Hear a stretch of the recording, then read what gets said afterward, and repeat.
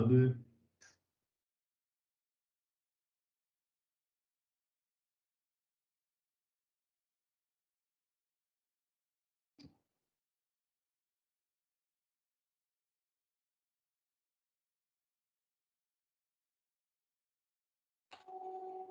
começar a fazer uma oração, senhor? Tá jóia, então. Vamos orar. Obrigado, Senhor. Mais um dia que o Senhor nos concede, mais um domingo que estamos aqui reunidos em escola dominical para aprender da palavra do Senhor. Nós oramos em nome de Jesus para que o Senhor abra os nossos olhos, os nossos ouvidos, os nossos corações, ó Deus, para a palavra do Senhor, ó Deus. Sabemos que a palavra do Senhor, ela só é possível de ser recebida, compreendida e praticada em nossas vidas através de um milagre espiritual, que é a ação do Teu Santo Espírito. Que o Senhor nos abençoe, Pai, nos capacite e que o Senhor fale conosco através da Tua palavra, em nome de Jesus. Amém. Amém. A aula de hoje, ela é bastante atual, tá? A Edith Schaefer, no seu livro, o título da aula é O Equilíbrio. Só que quando você fala a palavra equilíbrio, ela é muito genérica. À medida que você vai olhando para a lição, esse equilíbrio que ela trata, ele é mais específico. E esse equilíbrio tem a ver com os papéis do homem e da mulher no relacionamento conjugal. Ela começa com uma ilustração de uma pessoa, né, um equilibrista. Eu não sei se vocês já viram esse filme, chama A Travessia. É um francês que faz a travessia nas Torres Gêmeas. Tá? É um filme assim, meio sem graça, mas de tirar o fôlego, né? A Flávia começou a assistir e falou: não, tira daí, ele vai cair, ele vai cair. Ele, numa corda, né? Lá embaixo, né? É muito alto, e ele coloca uma haste para fazer a travessia. E essa haste, ela tem que estar num ponto de equilíbrio perfeito, para que não penda nem para um lado e nem para o outro, e ele possa fazer essa travessia, né? Chega uma hora que ele atinge uma autoconfiança tão grande que ele para, que ele vira, que ele senta, né? É realmente tirar o fôlego. Mas o fato é o seguinte: se esse equilíbrio não tiver perfeito, ele não consegue fazer essa travessia. Ele vai cair e o estrago vai ser grande, porque é muito alto lá, né? Essas torres gêmeas não existem mais, mas se não houver equilíbrio, ele vai cair. E é isso que acontece no relacionamento conjugal. No relacionamento conjugal, no relacionamento familiar, se não houver equilíbrio entre o homem e a mulher na jornada, na trajetória do casamento, vai haver uma queda. Isso é fatal. E a lição de hoje, nós vamos mostrar Primeiro a gente vai falar sobre os papéis. A gente vai resumir um pouco, porque na verdade os papéis do homem e da mulher, o Henrique sabe disso, já estudamos isso em classe de escola dominical. Normalmente vai uma aula para o homem, uma aula para a mulher, quando não a gente precisa chamar uma terceira aula. Mas eu acho que com o texto aqui, os livros da Edith Schaefer, as lições elas são mais reduzidas, vai dar para a gente tratar desse assunto, não vai dar para a gente abordar um assunto específico, que isso eu acho que é para uma aula também, que é sobre a identidade de gênero, que ela aparece aqui nesta aula também. Eu não vou projetar a tela, eu gostaria que vocês participem. Eu vou fazer algumas perguntas, eu gostaria de ter uma participação de todos. Aqueles que puderem abrir a imagem, né, a câmera, se puderem, será muito bem-vindo, né? Queria transformar isso aqui como se a gente estivesse na igreja, uma aula presencial, tá bom? Primeiro ponto que a gente traz aqui é que Deus, ele criou o homem e a mulher. Gênesis capítulo 1. Eu vou pedir para alguém abrir aí Gênesis capítulo 1 e ler o versículo 27 e 28. Você abre o som aí do seu computador e, por favor, Gênesis capítulo 1. Isso é muito importante, é o nosso ponto de partida. Versículos 27 e 28. Criou Deus, pois, o homem à sua imagem, a imagem de Deus o criou, homem e mulher os criou. E Deus os abençoou e lhes disse: Sede fecundos, multiplicai-vos, enchei a terra e sujeitai-a, dominai sobre os peixes do mar, sobre as aves do céu e sobre todo animal que rasteja pela terra. Não há dúvida nenhuma que Deus criou homem e mulher. Criou macho e fêmea. Isso era perfeito, existia um equilíbrio perfeito até a queda. Com a queda, esse equilíbrio se desfez. E a gente chega nos dias que a gente chega hoje. Trazendo para a nossa cultura, trazendo para o contexto social, a ONU declarou recentemente que a identidade de gênero é a maneira como um indivíduo se reconhece, como ele percebe a sua própria identidade. Em outras palavras, o ser humano não nasce homem ou mulher. O ser humano nasce neutro. A cultura, o meio em que ele vive, vai definir se ele é homem ou se ele é mulher. Isso que é identidade de gênero ou ideologia de gênero num contexto mais amplo que vocês estão vendo e vão ver ainda muito daqui para frente. A verdade é que Deus criou o homem e mulher, macho e fêmea, para se complementarem, para que se equilibrarem. Homem e mulher exercem diferentes papéis no casamento. E esses papéis, eles não são antagônicos. Esses papéis são complementares. Isso é muito importante. Homem e mulher foram criados por Deus, macho e fêmea, e cada um deles, a palavra de Deus é muito clara, tem determinados papéis no casamento. E esses papéis, eles são complementares, eles não são antagônicos. Por essa razão, tanto o feminismo como o machismo, eles são antibíblicos. Eles não focam na complementaridade, eles focam no antagonismo, ok? A título de introdução, Deus criou homem e mulher. A teologia de Gênesis, ela subsiste até hoje. Ela vai subsistir até o final dos tempos e na nova criação, onde Deus vai resgatar, vai restaurar todas as coisas. E a Edith Schaeffer, nessa questão, ela trata desse assunto. O homem, o menino, tem que ser tratado e exercer o papel de homem e de menino. A menina tem que ser tratada e exercer o papel de menina. Vocês se lembram quando a ministra Damares Silva assumiu em dezembro de 2019? Ela fez uma frase que causa impacto até hoje. Vocês lembram dessa frase quando ela fala em relação a menino e menina? Alguém lembra?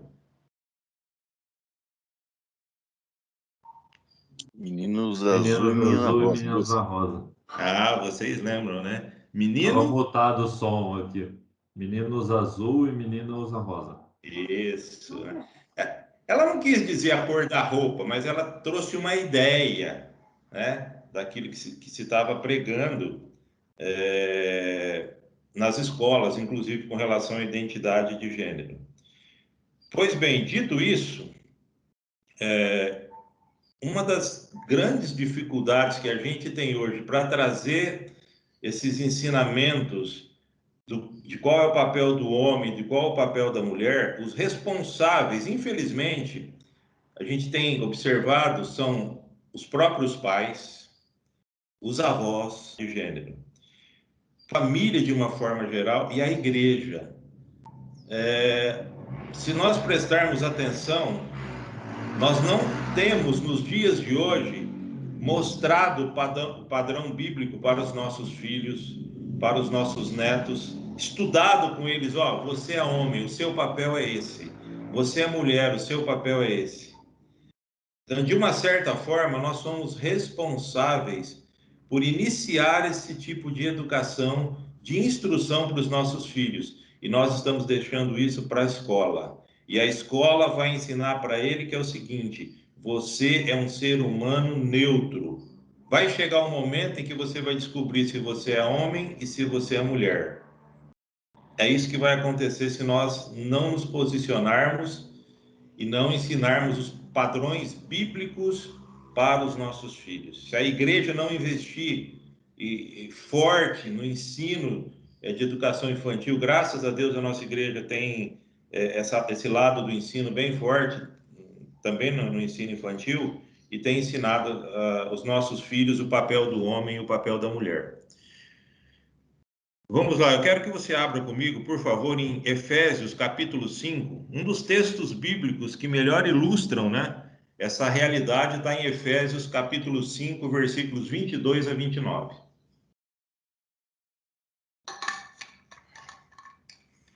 Eu vou pedir para alguém ler para mim, por favor. Efésios, capítulo 5, abra o seu microfone, versículos 22 a 29.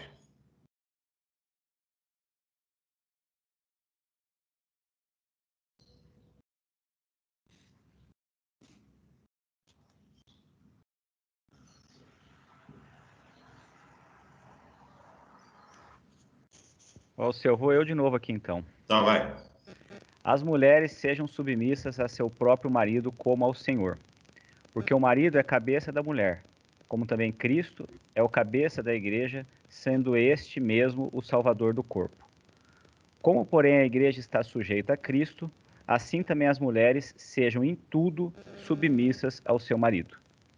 Maridos, amai vossas mulheres, como também Cristo amou a igreja e a si mesmo se entregou por ela, para que a santificasse, tendo-a purificado por meio da lavagem de água pela palavra, para apresentar a si mesmo igreja gloriosa, sem mácula, sem ruga, nem coisa semelhante, porém santa e sem defeito. Assim também os maridos devem amar sua mulher como ao próprio corpo. Quem ama a esposa, a si mesmo se ama, porque ninguém jamais odiou a própria carne, antes a alimenta e dela cuida, como também Cristo o faz com a igreja.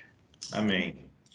O Henrique, se a gente olhar aí, o primeiro papel do homem retratado nesse versículo que você leu, de Efésios, né, de Efésios capítulo 5, no versículo 22, o apóstolo Paulo aí destaca, nós vamos destacar dois papéis. O primeiro está no versículo 23. Qual seria esse papel aí, de acordo com o que você leu, Henrique? No versículo 23, quando eu vou ler de novo para vocês, ele diz assim: porque o marido é o cabeça da mulher, como também Cristo é o cabeça da igreja, sendo este mesmo o Salvador do corpo. Qual é o princípio implicado nesse versículo? Em relação ao marido, ele é o cabeça do lar, ele é o líder dentro da família, como Isso, Cristo em relação à igreja. exatamente. O primeiro papel que Paulo retrata aqui em relação ao papel do marido é o papel da liderança. Só que essa liderança, ela é qualificada. Ele traz uma liderança como um exemplo. Qual o exemplo que ele dá dessa liderança do marido? Exemplo de quem que vocês acham? O exemplo de Cristo O exemplo, em relação à igreja. exatamente, olha lá. Como também Cristo é o cabeça da igreja, sendo este mesmo o Salvador do corpo. Então, é uma liderança que ela tem, não é uma liderança tirana, é uma liderança que pensa no bem-estar do liderado, é uma liderança responsável. Agora eu quero perguntar para vocês, podem abrir aí o microfone? Eu gostaria de ouvir vocês. Vocês acham, por que será que o marido tem dificuldade de exercer essa liderança no lar? Porque a gente não tem visto muito isso. Quais seriam as razões pelas quais o marido tem dificuldade de exercer essa liderança no lar? Não sei se vou estar certa, mas eu acho que hoje em dia, com essa correria para buscar atrás de sustentar, então o homem delegou para a mulher, ela que cuida, ela que vai orientar tudo, e ele vai ser só o provedor financeiro. No meu entender, o que está acontecendo hoje, muito isso. Você tocou no ponto principal, Heloísa. Eu acho que está muito comum hoje em dia, no meio empresarial, a questão da delegação da liderança. É muito bonito isso na prática, e funciona realmente em algumas empresas. Mas será que no lar funciona isso? O marido delegar para a esposa, né, essa liderança, essa responsabilidade, e ele preocupar-se só com o lado financeiro? Essa é a principal razão, Heloísa, pela falta de liderança masculina nos lares. Alguém poderia me dizer outra razão? Olha, o Guerra, texto aqui mulher, Mauri. Oi? parece que ele fala muito a respeito do amor de Cristo pela sua igreja. Então, à medida que nós vemos o grande amor de Cristo pela sua igreja, nós nos submetemos a ele. Assim também, quanto mais o marido demonstra amor pela sua esposa, mais vai haver submissão da parte dela. Muitos maridos, né, pretendem de maneira tirana exercerem domínio sobre sua esposa. E assim também tenha sido elevado como o mote desses movimentos de ativismo feminista. Mas, na verdade, o padrão aqui é o amor de Cristo pela sua igreja, porque Cristo, ele vem para salvar a sua igreja, que é o seu corpo. E assim também, à medida que as nossas esposas percebem que nós estamos nos sacrificando por ela, para buscar a santidade dela, para que ela se aproxime cada vez mais do padrão de Cristo no lar, vai haver o equilíbrio, vai haver esse amor entre marido e mulher. Então parece que o amor aqui também é bastante destacado por Paulo nesse texto. Nós De vamos. Cristo pela sua igreja e do homem pela mulher. É o segundo ponto, né? Primeiro a gente está falando sobre liderança. O segundo ponto que nós vamos tratar agora é o amor, tá? Mas agora, com relação à liderança, vocês acham que tem esposas que dificultam que o marido exerça essa liderança? Tem, porque não são submissas a ele, à liderança dele. Exatamente. Não são submissas. Então, o primeiro ponto, a Heloísa tocou aí. O marido se preocupa só em ganhar dinheiro e delega a responsabilidade. Segundo ponto, o Rogério tocou aí. As esposas não são submissas, não aceitam a liderança do marido. O que mais? O que vocês acham que o marido não tem deixado de fazer? Por que ele não exerce essa liderança? Falta também a assunção de responsabilidade do marido, né? A gente vê lá nós vemos no episódio da queda, de maneira muito clara, a serpente estava ali, tentando Eva e o Adão do lado, provavelmente de braço cruzado, presenciando tudo aquilo, né? Ele deveria ter assumido o papel ali e mostrado a Satanás ali, né, que estava por trás da serpente, o que Deus havia dito que deveria acontecer no relacionamento deles com o Criador. E muitos maridos, por comodidade, por falta de busca de santificação mesmo, de assumir o seu papel no lar, acaba deixando a esposa assumir o papel de marido. Então, Exatamente. eles são omissos. Omissão, né? Omissão. É a Rose que ia falar, Rose? Isso. O que eu ia falar? Tá saindo a voz agora? Tá, né? Tá, ótimo. Eu vejo também a cultura que a gente vive aqui, né? Aqui mesmo, entre nós, né? No mundo cristão, eu vim de uma igreja pentecostal. Então, a minha visão mudou muito em relação à liderança e masculina, né? Mas eu vim de uma cultura que a mulher assumia totalmente a liderança espiritual da casa, enfim, em todos os âmbitos, né? Então eu vejo assim que a cultura mesmo nós vivemos tem influenciado muito a igreja, a cultura do feminismo, né? Então hoje eu estou aprendendo, estou estudando, tenho visto o que é biblicamente correto, né? A questão da liderança masculina e não feminina. Perfeito. Não sei se é eu isso consigo mesmo. me expressar direito, né? Questão até cristã mesmo, né? Muitas igrejas cristãs, ainda que, né, que seja, não era reformada, a igreja pentecostal, mas a gente vê muita liderança mulher. Então, eu fiquei 20 e poucos anos numa igreja, e a líder era uma mulher. Então, isso influenciou muito na família, nas famílias da igreja, eu via, né? Olha aí, E olha quem aí. liderava as famílias é uma visão que eu tenho, porque eu vim do contexto religioso, né, cristão, que era a mulher que era líder. Então, hoje eu entendi que isso não é biblicamente correto, né? Olha só, é isso aí, Rose. E essa questão da liderança masculina, quando você começa a ler sobre isso, você sabe que os pais, eu já disse aqui, têm uma grande responsabilidade. O pai, a mãe, até os avós, né? Eles não ensinam o menino a liderar. Pelo contrário, é um tipo de educação que é transmitido que tira toda a responsabilidade da criança. A criança não, os pais assumem todas as responsabilidades no lugar da criança. Isso lá na frente vai ter reflexo. Não se iludam, vai ter reflexo lá na frente. A esposa não segue a liderança do marido, a gente já falou. Outra coisa, o marido não compreende o que é liderar. Por quê? Porque ele não aprendeu.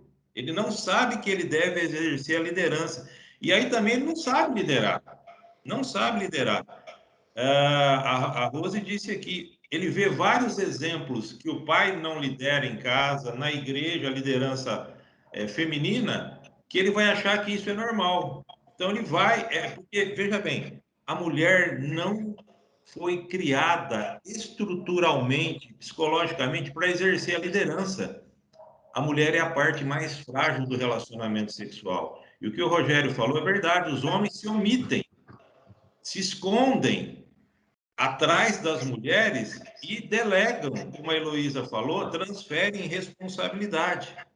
Outro ponto, o marido não foi criado, né, com responsabilidade, a criança, e aí, quando ele atinge no casamento, ele tem medo de tomar a decisão, de exercer a liderança, porque ele tem medo de fracassar.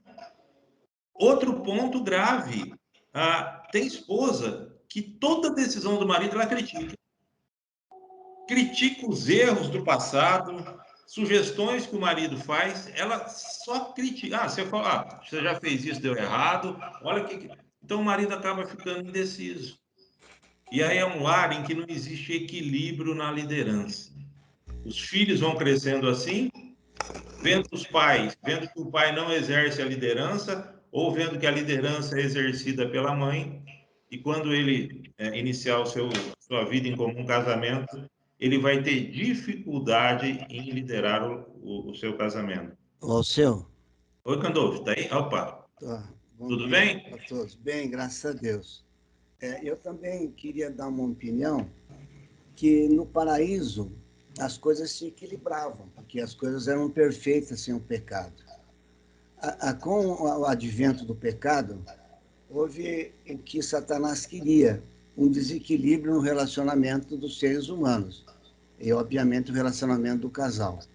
Então, a intimidade com Cristo e a diminuição do pecado, o coração cativa o coração de Cristo, eu acho que é um fator muito importante para que haja essas responsabilidades, tanto da mulher quanto do homem. Por exemplo, a grande preocupação dos maridos e também das mulheres é saber com quem a sua mulher está conversando, com quem o seu marido está conversando.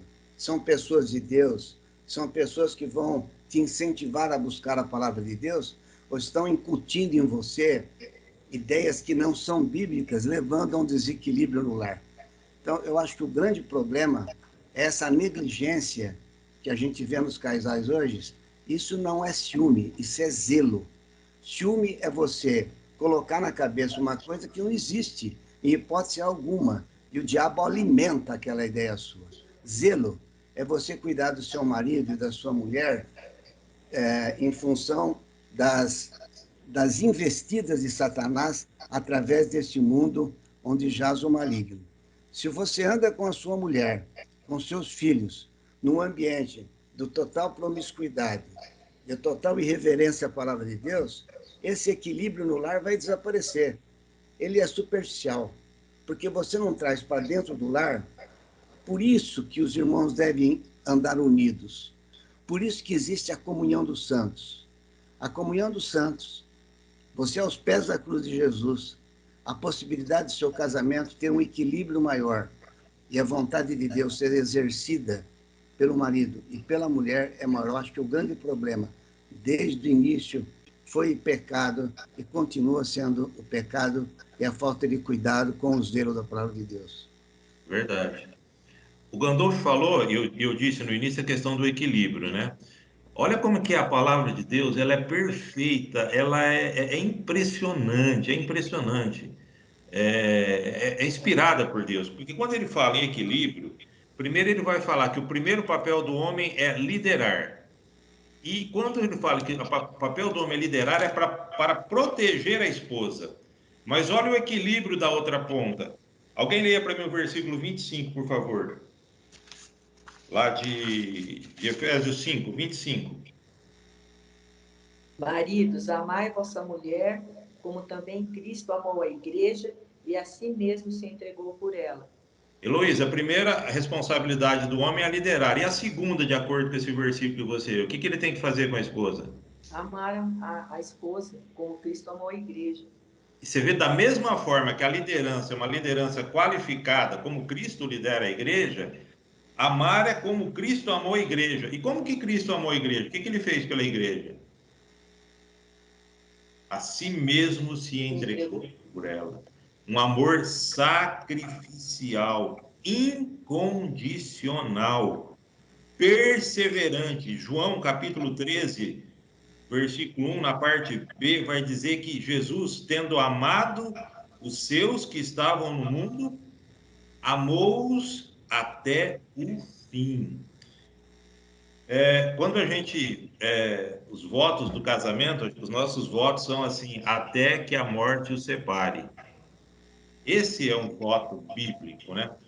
Porque o que você vê hoje é o seguinte, até que o amor acabe, né? E a palavra de Deus diz que o amor jamais acaba. Então, o amor que o marido deve ter pela esposa é um amor incondicional, perseverante. O Rogério Gandolfo tocou nesse ponto, é um amor santificador. O que é esse amor santificador? O marido tem que amar a esposa a ponto de santificá-la. O marido tem que exercer esse amor preparando a esposa para a volta de Cristo. Olha só, um amor altruísta. Ele vai dizer no versículo 28, olha o que ele diz no versículo 28. Assim também os maridos devem amar a sua mulher como ao próprio corpo. Quem ama a esposa, a si mesmo se ama. Um amor altruísta, amar a mulher como a si mesmo. E é extremamente errado, eu já ouvi essa expressão, ouvi dentro da igreja, falar assim, o meu marido é minha cara metade, a minha esposa é a minha cara metade. Vocês já ouviram essa expressão? Por que vocês acham que está errada essa expressão? Porque não é, um eu corpo só, não é acho metade. que é porque iguala, né? Iguala um com o outro. Não entendi por quê? Eu acho que é porque essa fala iguala, fica no mesmo nível os dois. Não seria isso? Eu acho que nós não somos metade, nós somos um só. Exatamente. Nós somos um. Não existe uma dicotomia, uma divisão. Nós não somos a metade que se encontra. Nós somos um só depois do casamento. Gênesis, Deixar pai e mãe unir-se e tornar-se uma só carne. Então isso não aí, é metade, é uma. Tornamos uma só carne. Então, a mulher é o próprio marido, o marido é a própria mulher. Os dois são um, é uma unidade. E quando os dois se transformam em um, quando um sente, o outro sente também. Por isso que Paulo reforça essa ideia do marido amar a esposa como o seu próprio corpo. E no versículo 29, algo muito bonito também, é quando ele fala no versículo 29, porque ninguém jamais odiou a própria carne, antes a alimenta e dela cuida, como também Cristo o faz à igreja. Então, esse amor, ele envolve duas práticas: alimentar e cuidar. Quando você vai em 1 Tessalonicenses, capítulo 2, versículo 7, que existe essa palavra cuidar, ela tem a ideia de acariciar. O marido, então, deve demonstrar amor pela esposa com palavras e ações concretas, um amor romântico. Olha a extensão desse amor que o marido deve ter pela esposa. Não só de palavras, mas de atos também. É um amor romântico, um amor altruísta que não pensa em si próprio, um amor santificador, um amor perseverante e um amor incondicional. Ok? 2 papéis que o homem deve exercer em perfeito equilíbrio, e ele não pode se furtar a isso. Ele tem que liderar a casa, mas é uma liderança em amor. Ele deve amar a sua esposa como a si mesmo. Ok? Papel da esposa. Pois não, Gandolfo? Eu estou aqui querendo achar um minuto só. No versículo 20, deixa eu ver aqui. Eu estou lendo duas Bíblias e atrapalhou, desculpa. No versículo 26, colaborando com o que você está dizendo. De Efésios 5? No Efésios. Tá. Quando você, no fim do 25, amai a vossa mulher como também Cristo amou a igreja e a si mesmo se entregou por ela. Agora, para que a santificasse. Deus santificando a igreja, você santificando a sua esposa, tendo-a purificado por meio da lavagem de água pela palavra correndo do pecado. Você não tem maneira de você santificar a sua esposa se você vive no pecado. Cristo santificou a igreja porque ele é santo, porque ele é a verdade.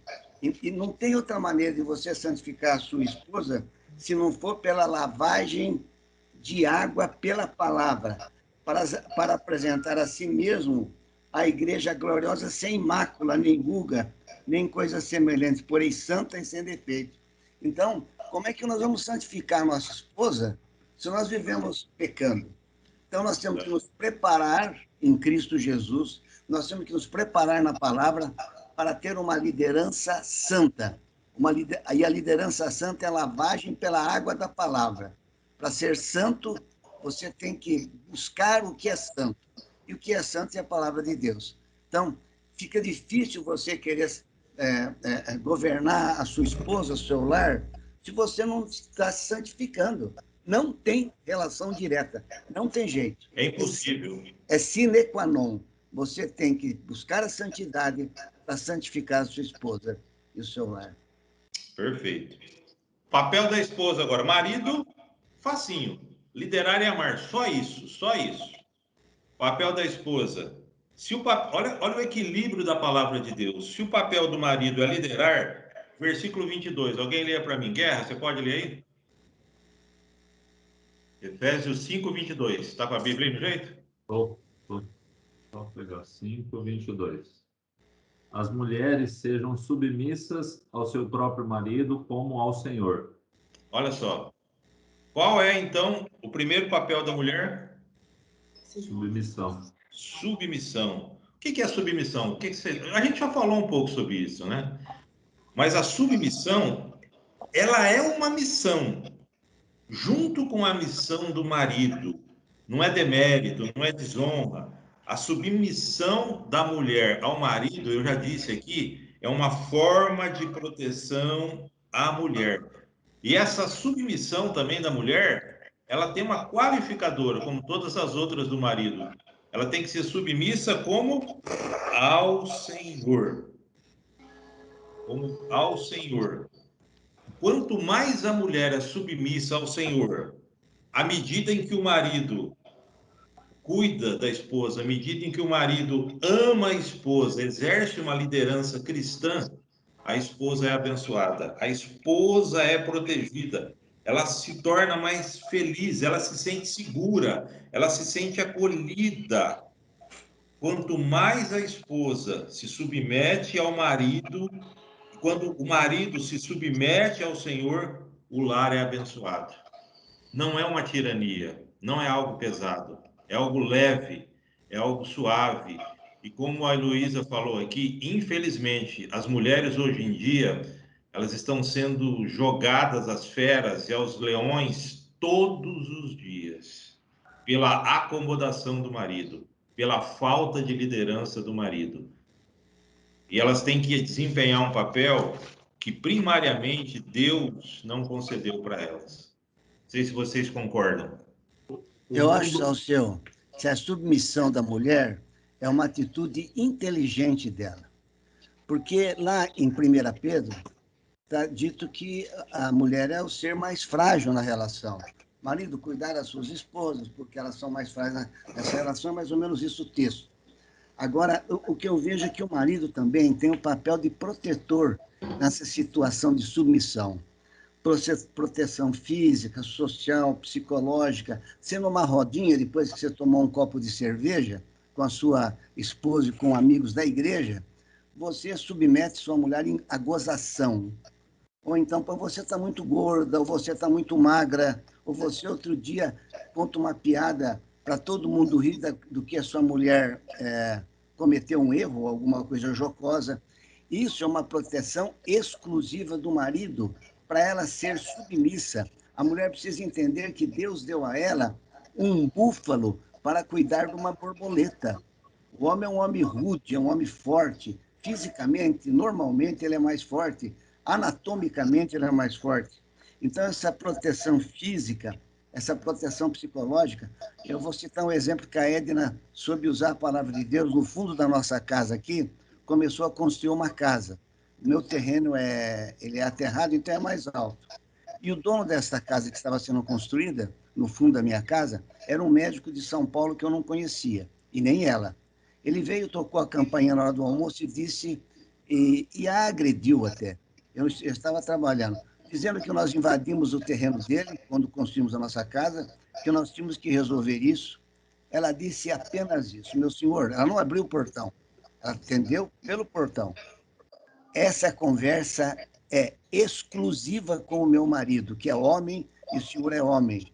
Então, eu vou voltar a fazer o almoço, o senhor me dá licença, e vou comunicar ao meu marido que te procure. Eu fui procurá-lo, ele é mais velho que eu. Eu disse para ele que, ele falou que eu tinha invadido 40 centímetros. Vezes 15, era multiplicado, eu vi o preço, eu pagava para ele o preço, o dobro, se ele quisesse. Menos derrubar meu muro, que eu tinha construção ali. Ele não aceitou. Ele queria problema. Então, eu fui até a prefeitura, peguei um agromensor, trouxe para cá, ele mediu o terreno dele e, na verdade, eu tinha direito a 30 centímetros do terreno dele. Mostrei o documento para ele e falei, pelo meu senhor, é o inverso. O senhor mediu com o seu pedreiro, eu medi com técnico, com profissional. O senhor me deve 30 centímetros. Agora, eu queria pedir licença ao senhor, que o senhor aceitasse com o presente, porque nós vamos ser vizinhos. Eu gostaria de ter uma relação muito sadia com o senhor. Se o senhor permitir isso aí, eu gostaria de doar para o senhor esses 30 centímetros. Ele não conseguiu falar. Palavra branda desvia o furor. Então, minha mulher soube entender que papel de mulher é papel de mulher. Mulher não tem que sair no braço, não. A mulher tem que falar, vou buscar meu marido que vai conversar com o senhor. Também não é para brigar, não. Apenas para protegê-la, para ela poder ser submissa. É isso aí. Seu, Na prática, né? Pois não, Guerra. Eu vejo que hoje, né? Hoje de muito tempo, né? Eu lembro que quando eu casei, uma das passagens que foi lida no meu casamento foi essa. E eu lembro que quando eu voltei na lua de mel, de férias, que eu acabei emendando e tal, várias pessoas lá no trabalho me criticaram muito por conta que o Jabes usou essa expressão, né, das mulheres serem submissas ao marido. E o que eu acho que acontece, exemplo do que você falou aí da ideologia de gênero, existe muita deturpação com relação a essa palavra da submissão, que é exatamente isso, você interpretar a submissão como, ó, a mulher tem que simplesmente obedecer em tudo ao pé da letra e o marido só vai mandar. E não é isso, não é esse o conceito de submissão, não é esse o conceito, não, eu vou ter uma escrava em casa que vai me obedecer, não é isso. Não é assim que a Bíblia ensina, não é assim que Deus, até porque, marido, amai as vossas esposas como Cristo amou a igreja, né? É o que a gente leu antes. Então, existe muita deturpação dessa palavra no mundo, né? De uma maneira geral, que a gente, às vezes, inconscientemente, às vezes a gente até escorrega nessa área, mas que Deus realmente nos deu graça para a gente aplicar isso no dia a dia. Quando eu falo da beleza, da flecha certeira, que é a palavra de Deus, nada na Bíblia está por acaso. Tudo está no seu devido lugar. O problema da gente é a interpretação. Muita gente interpreta o versículo 20, começa a ler Efésios a partir do versículo 22. Mulheres, sejam submissas ao seu próprio marido. Mas esquece de ler o versículo 21. O versículo 21, que antecede ao versículo 22, é para os maridos e para as mulheres, para todos, sujeitando-vos uns aos outros no temor de Cristo.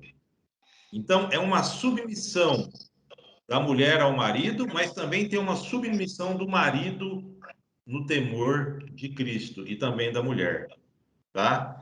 Então, essa é o primeiro papel da mulher, a submissão. Agora, mais um papel, nós estamos falando de equilíbrio, né? Então, 2 do marido e 2 da mulher, para a gente encerrar. Gênesis 2:18. Alguém abra lá para mim e leia, por favor. Além da mulher, a submissão tem uma outra função primordial da mulher, tá? Desde a criação. Disse mais o Senhor Deus: não é bom que o homem esteja só. Far-lhe-ei uma auxiliadora que lhe seja idônea. Qual é o segundo papel das esposas? Auxiliadora.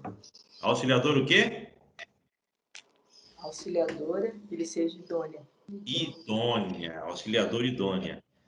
A mulher, ela foi criada à imagem e à semelhança de Deus, para a glória de Deus e para a felicidade do homem. Quem somos nós sem as mulheres, sem as nossas mulheres? A mulher é um presente de Deus para nós. A nossa esposa é um presente de Deus para nós. Ela é uma auxiliadora idônea para o homem, né? Ela é o centro dos seus afetos. Ela tem que ser a prioridade dos nossos relacionamentos, né? E você percebe que a mulher, ela foi a última a ser criada no universo. O Hernandes Dias Lopes, ele comentando essa passagem, ele diz que a mulher é o mais belo poema de Deus, a coroa da criação. Deus reservou o melhor presente para nós para o final, a mulher. Então, a mulher é uma auxiliadora idônea. E como auxiliadora, eu queria fechar aqui, como eu disse, é um assunto que demandaria um tempo maior para a exposição, mas assim, agora, bem prático. Como que as esposas poderiam auxiliar os seus maridos na prática? O que você acha que as mulheres poderiam fazer? As mulheres podem responder, os maridos também, mas eu gostaria que, não sei se temos 3 aqui, me parece. Como que a mulher pode auxiliar o marido no dia a dia? O que vocês acham? Essa semana, senhor, eu vi uma pergunta nessas caixinhas do Instagram aí da vida, né? De um rapaz da igreja presbiteriana lá de São Paulo, que ele trabalha essa questão na área financeira e tudo mais, e alguém perguntou para ele se era papel exclusivo do marido gerenciar as despesas em casa, né? Fazer o controle financeiro, isso e aquilo. E ele deu uma resposta muito sábia, dizendo que a responsabilidade é do marido, mas que nada impede você pegar a esposa que tem facilidade com isso e em delegar isso para ela, em delegar para que ela faça esse acompanhamento, esse gerenciamento. Eu acho que o auxiliar, ele envolve muitas coisas. Tem mulheres que têm facilidade em uma área, em outra, às vezes depende dos horários, né, de cada um, da dinâmica de cada casa, eu imagino. Acho que é bem amplo essa resposta, não dá para pontuar um ou dois pontos, na minha opinião. Tem 6 aqui, vamos ver. Uma Guerra falou, auxiliando no trabalho, o que mais? Ô, seu, eu acho que o texto de Provérbios 31, quando fala da mulher virtuosa, né? A mãe ensinando esse rei Lemuel a respeito do que é. Isso aqui eu sempre achei fantástico esse texto. Porque esse texto fala que essa mulher, ela cuida da casa, ela cuida dos filhos, ela cuida da roupa da família, ela adquire propriedades, e isso faz, segundo o versículo 23, que o seu marido seja estimado entre os juízes quando se assenta com os anciãos da terra, né? Naqueles dias nas portas da cidade, onde se discutiam as questões da justiça, as questões legais ali das cidades. Então, pelo papel dessa mulher cuidando da vida ao redor do seu marido, em todas as áreas aqui praticamente. Veja, ela até adquire uma propriedade, ela vende uma propriedade, ela planta uma vinha, ela tem rendas do seu trabalho. Enfim, isso faz com que o seu marido seja louvado entre os homens. Isso, com certeza, acaba unindo o amor e a submissão do casal. Porque isso vai levar o marido a amar essa mulher e, à medida que ela percebe que ela é valorizada, ela se submete à liderança do seu marido. Perfeito. Eu tenho uma outra coisa. Provérbios 14:1.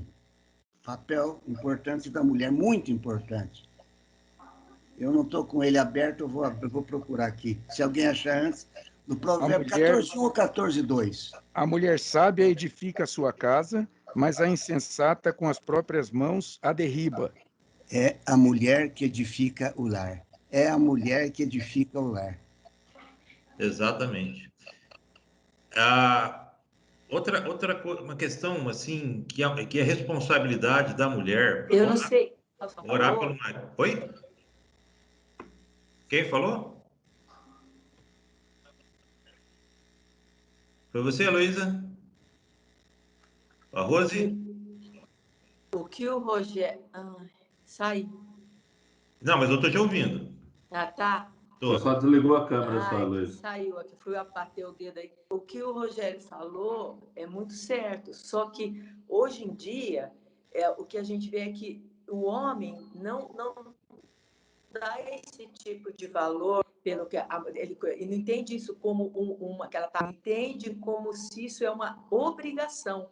E é por isso que eu acho que você entendeu esse desequilíbrio, porque cuidar da casa, cuidar dos filhos, tudo isso é obrigação da mulher. E não se vê como obrigação, é como ela está auxiliando ao marido, entendeu? Não, mas é essa a função mesmo, auxiliadora. Auxiliadora. Mas, infelizmente, hoje no mundo, isso daí é como se ela estivesse sendo, sabe, escravizada, como se ela tivesse... Você conversar hoje em dia com as mulheres, não. Então, é como se ela não é uma auxiliadora, mas sim uma escrava do homem por fazer isso. Acontece muito isso. E aí começa essa são posições machistas, né, Luísa? Que a gente vê que... Por isso que no início nós falamos da questão do equilíbrio, né? O equilíbrio perfeito das funções tanto do homem como da mulher. Mas o que eu estava dizendo, a mulher deve o quê? Orar pelo marido, deve perdoar o marido, porque o marido vai errar, ele vai errar. Perdoar, amar o seu marido, demonstrar amor, trato gentil, encorajar, confiar em suas decisões. Então, no dia a dia, a mulher ela tem grande responsabilidade no auxílio e como auxiliadora idônea para com o seu marido, para com o seu lar, para com a sua família. E tudo isso, a função do marido como líder, que é responsável por conduzir o lar, por amar a esposa do seu lado como auxiliadora idônea, como submissa ao marido, da mesma forma que esse equilibrista, né, atravessa aquela corda, né, de um edifício ao outro e chega inteiro do outro lado, Tudo isso tem que estar equilibrado no relacionamento, para que o casamento possa chegar inteiro do outro lado. O que está acontecendo hoje? Até dentro da igreja, não se chega inteiro do outro lado. Se destrói no caminho por falta de equilíbrio, por falta de bom senso, por falta de compreensão, né, clara dos papéis no casamento. Nós temos responsabilidade, eu volto a dizer, como pais, como avós, precisamos sentar com os filhos, o avô sentar com o neto e falar: olha o que Deus projetou para o casamento. Olha qual é a sua função quando você casar como marido. Para a menina, olha qual é a sua função no seu casamento como esposa. O que Deus espera, o que a palavra de Deus diz. Porque é o nosso melhor manual, né? E quando nós fazemos isso, a ação do Espírito Santo vai se fazendo presente e vai solidificando os nossos filhos, os nossos netos, os casais, para que a gente tenha um casamento realmente abençoado por Deus, porque segue os padrões da palavra de Deus. Homem tem que ser homem, mulher tem que ser a mulher. Homem tem que exercer o papel masculino que a Bíblia diz, e mulher tem que exercer o papel feminino de acordo com os padrões bíblicos. É isso que a palavra de Deus recomenda e é isso que essa lição traz, sobre a questão do equilíbrio e, dentro do equilíbrio, equilibrar o quê? Os papéis no relacionamento conjugal. Precisamos da bênção de Deus, não é fácil, não é tarefa fácil, é uma tarefa difícil, mas nós precisamos de muita graça, muita sabedoria, discernimento e ação do Espírito Santo sobre os nossos lares. Porque independente de 1, 2, 10, 20, 50 anos de casados, nós vamos passar por desafios. Cada época são desafios diferentes, tá? Deus nos abençoe. Qual o seu? 5 minutos ainda, pois não, Henrique? A gente está falando aqui já do papel do homem e da mulher dentro de um casamento cristão, né?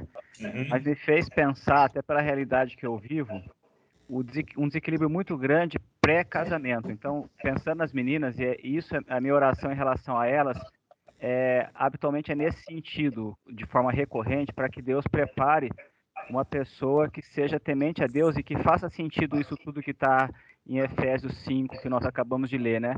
Então, o jugo desigual, ele é o prenúncio de um casamento desequilibrado, né?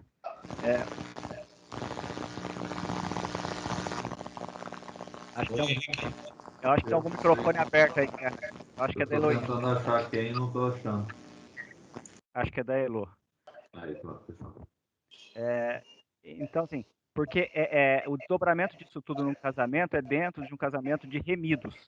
Essas atitudes todas de liderança, de amor da parte do homem, de submissão e de auxiliadora da parte da mulher, quando você pensa isso num homem carnal, num homem não convertido, isso é não natural, isso é não cultural, como nós colocamos, não é parte da nossa cultura. Isso não é fácil. Na verdade, isso não é possível.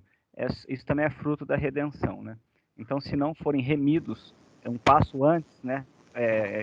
Me fez lembrar da aula sua, a significância disso tudo. Ô, Alceu, e pensando nessa questão do equilíbrio no casamento a partir de pessoas que têm funções diferentes, é interessante a gente pensar que o equilíbrio vai ser alcançado justamente no desequilíbrio das partes. É mais ou menos assim, por exemplo, o conselho da igreja. Vocês, como presbíteros, provavelmente não pensam de acordo em todas as questões, mas é justamente nessa diferença de pensamento que se chega a uma decisão mais equilibrada no final, como na Câmara dos Deputados, no Senado, enfim. No casamento também. É justamente porque homem e mulher têm papéis diferentes, uma criada como auxiliadora, e aí já está inferida a ideia de que o homem não é completo sem ela, porque se Deus cria uma auxiliadora para o homem, ele está declarando que o homem é incompleto sem a mulher. Perfeito. Então, é nesse desequilíbrio que se acha o equilíbrio. É por isso que esses movimentos sociais que atentam contra isso, né, o ativismo feminino e esse machismo, eles estão fadados a um insucesso na sua base, porque eles estão pleiteando uma igualdade que torna sem sentido a função deles como pessoas. Então, isso está fadado ao insucesso. Né? E você percebe no equilíbrio, né? Trazendo de novo o filme A Travessia, a Edith Schaefer traz a figura do equilibrista. Você percebe a hora que ele vai atravessar a Torre Gêmeas, que ele pisa na corda com o haste dos dois lados, no cabo de aço, né, e com um haste, né, enorme, né, para causar o equilíbrio. Quando ele percebe que está havendo um desequilíbrio, quando ele está pendendo para um lado, automaticamente ele puxa o haste para outro lado para que o equilíbrio volte. Então, quando a gente percebe um desequilíbrio no nosso relacionamento, no nosso casamento, com os nossos filhos, é preciso tomar uma atitude imediata, senão você cai, senão você desequilibra. É preciso trazer o haste para o centro e falar, opa, aqui está vendo desequilíbrio. Vem aqui, vamos conversar. Está acontecendo isso. Vamos caminhar agora? Vamos. É o que o Rogério falou. Daqui a pouco ele começava a andar, o vento batia, né? As circunstâncias adversas vinham, a força do vento, ele parava e jogava o haste para o outro lado para atingir o equilíbrio novamente. Gente, enquanto nós vivermos aqui, nós vamos estar constantemente enfrentando ventos adversos, principalmente nas leis que estão vigendo e vão ainda vigorar em nosso país, a nossa própria corrupção carnal, o inimigo de nossas almas. Então a gente precisa estar centrado na palavra do Senhor. Porque quando nós estamos centrados na palavra do Senhor, o próprio Espírito Santo de Deus vai nos ajudar nessa caminhada, nessa trajetória. A palavra de Deus, Jesus Cristo, ele fez uma promessa que ele estaria conosco todos os dias, até o final. Então nós não vamos cair. Temos que permanecer firmes no Senhor. A minha oração é para que Deus abençoe cada casamento aqui, cada lar, cada pessoa. Amém? Sim. Guerra, 11h30, pontual aí agora, se vocês... A minha parte já encerrei. Amém.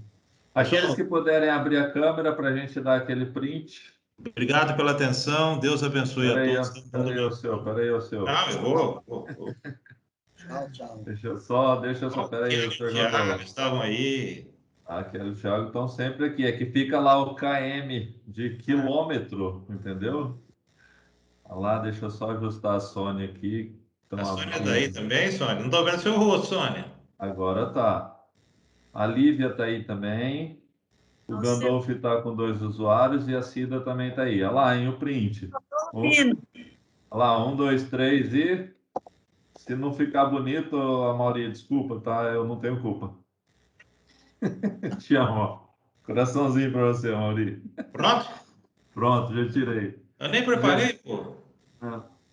Mas eu já tirei. Fazer uma oração e encerrar o seu? Posso orar aqui já? Pode, por favor. Senhor Jesus, louvado seja o teu nome. Nós agradecemos ao Senhor por esse dia, agradecemos ao Senhor por essa aula. Que o Senhor grave, ó Pai, essas coisas no nosso coração, possamos continuar meditando ao longo do dia, nos preparando, ó Deus, para logo mais o culto que teremos para prestar a Ti também. Que o Senhor esteja abençoando as outras salas também, que o Senhor esteja abençoando, ó Deus, a presença, a frequência, ó Pai, como colocamos aqui no começo da aula, que outros irmãos se sintam motivados a participar, a aprender, a continuar, ó Deus, crescendo na Tua palavra. É o que nós pedimos e te agradecemos em nome de Jesus. Amém.